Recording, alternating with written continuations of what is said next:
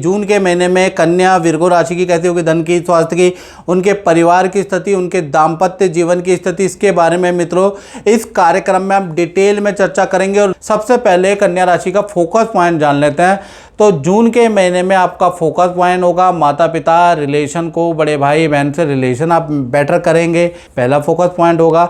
दूसरा focus point जून के महीने में होगा कि आपके रुके हुए काम से किस प्रकार से लाभ लिया जाए, काम को कैसा पूरा किया जाए, उसके लिए आप भागा दौड़ी करने वाले हैं, यानी रुके हुए काम को बनाने का प्रयास करने वाले हैं। जो काफ़ी समय से काम आपका पेंडिंग था उसको पूरा करने वाले हैं, उस पर आपका फोकस पॉइंट होगा।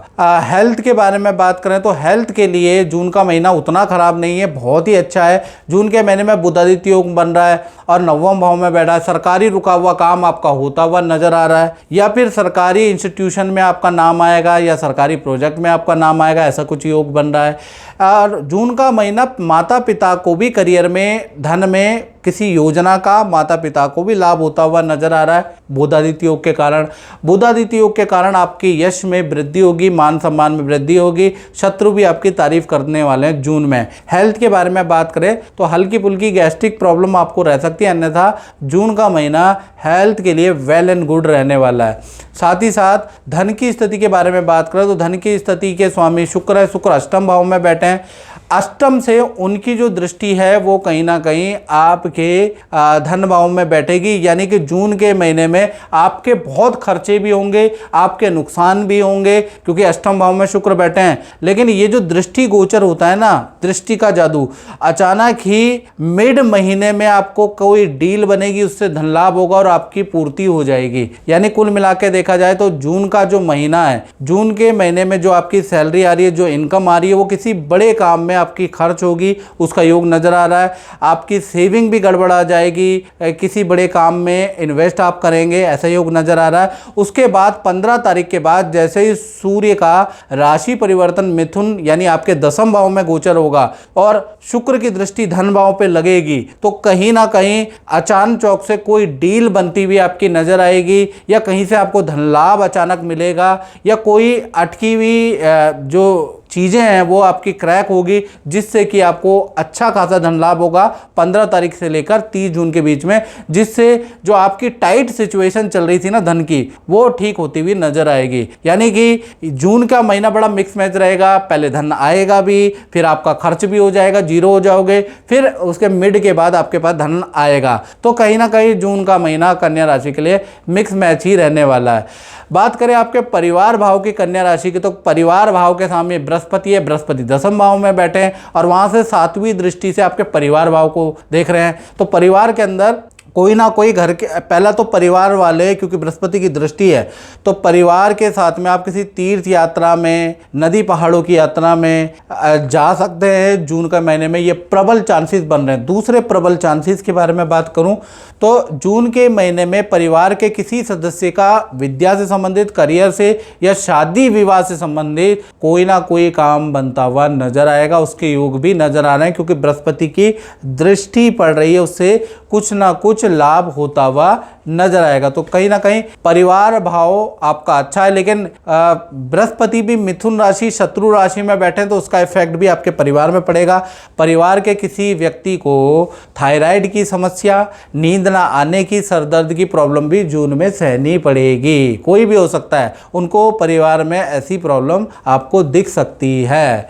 कुल मिला के परिवार भाव अच्छा भी है और बुरा भी है। इसी प्रकार से अब हम कन्या राशि के संतान भाव के बारे में बात कर रहे हैं, और अगर आप कन्या राशि वाले हैं और आप विद्यार्थी हैं तो मेरी बात ध्यान से आपको सुननी चाहिए। तो कन्या राशि की चाहे छोटी संतान है, बड़ी संतान है या विद्यार्थी हैं, आपके भाव का स्वामी 7वें भाव में सामान्य स्थिति में बैठे हैं, यानी शनि मीन राशि में बैठे हैं और आपके भाव के स्वामी हैं, यानी जो कहीं ना कहीं जून का महीना आपका खासकर 1 तारीख से लेकर और 6 जून तक आपका चालान कट सकता है। आपको एलर्जी की, फोड़े फुंसी की समस्या हो सकती है। आपको हेल्थ के इशू हो सकते हैं, या आपकी संतान चिड़चिड़ापन उनके अंदर हो सकता है, मूड स्विंग की प्रॉब्लम, माता पिता से बहस की प्रॉब्लम रह सकती है। शनि के कारण नहीं होगी, क्योंकि मंगल की, नीच मंगल की दृष्टि रहेगी 7 जून तक, जिस वजह से ये प्रॉब्लम आपकी संतान या विद्यार्थियों में क्रिएट होगी। कहीं कुल मिला के अगर आपकी बड़ी संतान है तो उनका चालान कट सकता है, उनका मोबाइल खराब हो सकता है, उस पर धन खर्च होगा, गुस्सा आएगा। छोटी संतान है तो गुस्से में कोई चीज़ की नुकसान करेगी, तोड़ेगी, माता पिता से डांट मिलेगी, कुछ ना कुछ तो 7 जून तक रहेगा। फिर उसके बाद 8 जून से लेकर और 30 जून तक संतान का रुका हुआ काम बनता हुआ नजर आ रहा है, ऐसा योग नजर आ रहा है। 8 जून से 30 जून तक संतान की नदी पहाड़ों की यात्रा का योग नजर आ रहा है। संतान की परफॉर्मेंस भी यहाँ से अच्छी नजर आ रही है, यानी यहाँ इसके बाद चीज़ें ठीक है, बस 7 जून तक चीज़ें गड़बड़ रहेंगी। इसी प्रकार से हम बात कर लेते हैं कन्या राशि के नौकरी करने वालों के बारे में, यानी जो नौकरी करते हैं, चाहे प्राइवेट करते हैं, सरकारी करते हैं, जो नौकरी करते हैं। तो नौकरी भाव में तो राहु अभी भी ट्रांजिट हुआ है, तो मैं यही कहूँगा कि 6ठे भाव के अंदर राहु विराजमान है, 12वें भाव में केतु विराजमान है। किसी ग्रह की शुभ दृष्टि राहु पे अभी नहीं है, तो कोई भी 2 नंबर का काम नौकरी में मत कीजिएगा, फंस जाएंगे। आपके खिलाफ कोई षड्यंत्र रच सकता है, तो किसी भी इलीगल काम से आप जून के अंदर दूरी बना ले, क्योंकि राहु और केतु अपना फल खुद नहीं देते हैं, उनके साथ में कोई ना कोई ग्रह गोचर में होता है तो बेस्ट रिजल्ट मिलता है। तो अभी राहु देव अकेले हैं, और अकेले जब रहेंगे तो आपके प्रति आपके मित्र, आपके जान पहचान वाले षड्यंत्र रच सकते हैं, आपको फंसाने का, नौकरी से निकालने का आप पे षड्यंत्र रच सकते हैं। अन्यथा नौकरी में जैसा काम चल रहा है वैसा चलता रहेगा, उसमें कोई दिक्कत नहीं है। बस लेन देन का और कोई भी ऐसा काम थोड़ा ना करें जून में तो अच्छा रहेगा। इसी प्रकार से अब हम बात कर लेते हैं दाम्पत्य जीवन की, और सबसे पहले प्रेमी प्रेमिका के बारे में, यानी लव कपल के बारे में बात कर लेते हैं। तो लव कपल को जून के महीने में अच्छा और बुरा दोनों प्रकार का फल मिलता हुआ नजर आएगा। एक तरफ आपका पार्टनर का रुका हुआ काम बनता हुआ नजर आएगा, करियर में पद प्रमोशन, नई नौकरी का उनको ऑफर मिलेगा, स्थान परिवर्तन आपके पार्टनर का, या रूम परिवर्तन आपके पार्टनर का होता हुआ नजर आएगा। दूसरी तरफ पे हाथ पैरों में कुछ दर्द की समस्या आपके पार्टनर को रह सकती है, हल्की चोट आपके पार्टनर को लग सकती है, उसके योग है।